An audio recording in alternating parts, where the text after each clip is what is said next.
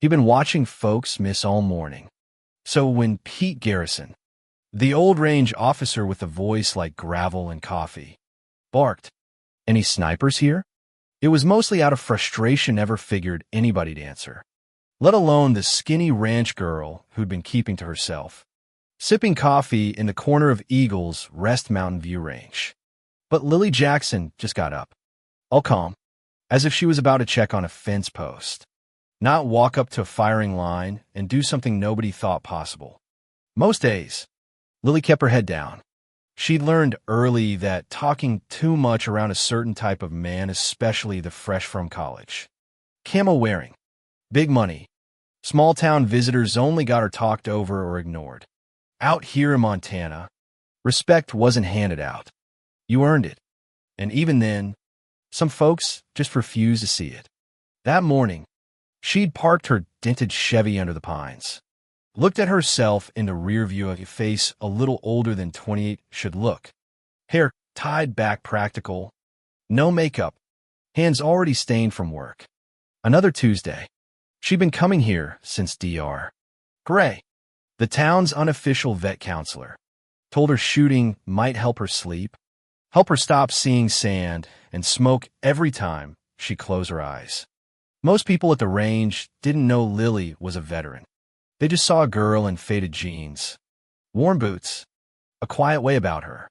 Pete Garrison, though, he watched everything, ran the place 15 years, saw all types weekend heroes, real pros, even some who just needed a place to forget for a while. He knew Lily wasn't here for show.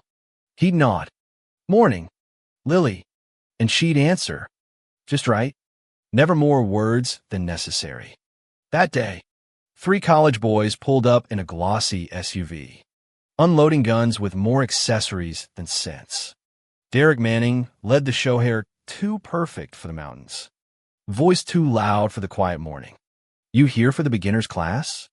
he asked Lily, a smile as sharp as a knife. She just stared at him. Cool. The same way she'd stare down worse things than spoiled rich boys. "I'll manage," was all she said. Inside, the air always smelled like gun oil and coffee. Joyce Garrison, Pete's wife, ran the desk with the kind of motherly efficiency that let you know she'd raised a crew, kept a business afloat, and had seen just about every type of man try to get a discount. She handed Lily her usual lane with a smile and a wink. Lane 15 was Lily's choice farthest from the noise, the bragging. Her rifle was her grandfather's Remington 700, would darken by time. No fancy attachments, just steady, honest work. She paid for her ammo, set up with the same careful rhythm.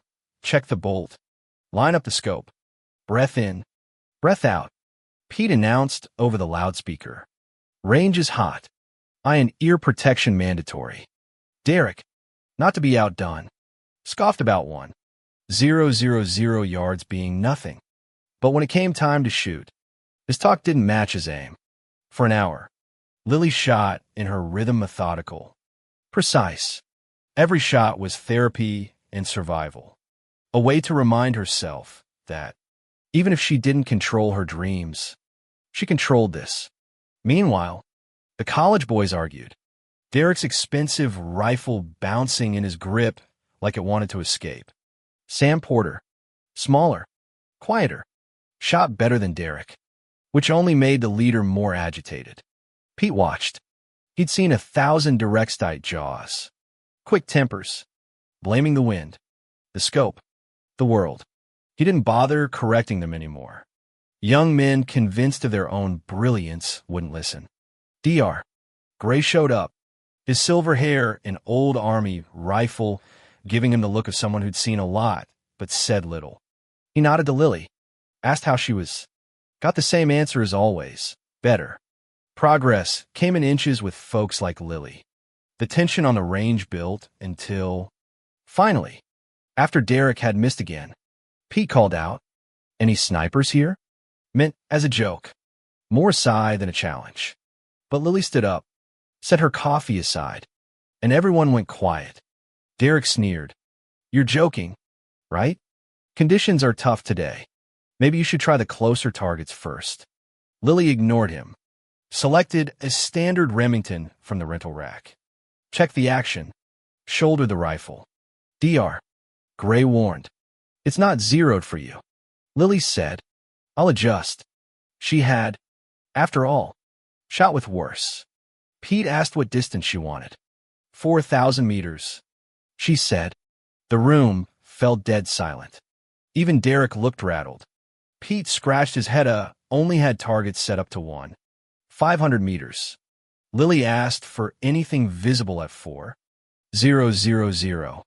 Pete drove an orange safety cone out to the distant ridge. DR. Gray offered a spot for her. Derek muttered, nobody makes shots at that range. While Pete set the target, word got out. Soon, half the town seemed to be there. Juan Ramirez from the Jackson Ranch, Carl Foster from the hardware store, folks from every walk of life. Phones out, ready to record what most expected to be a miss. Juan, himself a vet, looked at Lily with the kind of understanding you only get if you've been there. You sure about this? I'm sure, Lily said. Derek, unable to keep quiet, started explaining bullet drop, wind drift, even the Coriolis effect. Lily, without looking up, corrected him calmly. Coriolis is negligible at this range and latitude. Bullet drop about 43 feet with this round. Even the veterans in the crowd went quiet. She sat up, body still, breath slow, world shrinking to the crosshairs. DR. Gray called the wind, 8 to 10 miles per hour. Shifting. Lily read the grass, the birds, the shimmer in the air. 2.5 seconds, that's how long the bullet would fly. She squeezed the trigger. The crack echoed. Silence held. Then, through DR. Gray scope dust. Impact. The cone moved. She hit it. For a moment, nobody said a word. Then the crowd erupted. Derek demanded the scope. But DR. Gray blocked him. Pete called in from the ridge dead center. Knocked it sideways. Lily worked the bolt. Checked the spent case. Cool as you please. Where'd you learn to shoot like that? Juan asked. Various places. Lily said, not meeting his eyes. Derek approached. Humbled. That was incredible. What kind of military training did you have? Lily paused just for a second. DR. Gray saw the pain flicker across her face. I should head home. Chores don't wait. Pete tried to praise her. Joyce told him to let the girl go. But the show wasn't over. Clint Rhodes, the local fixer for land developer Donovan Westfield, showed up, pretending casual interest.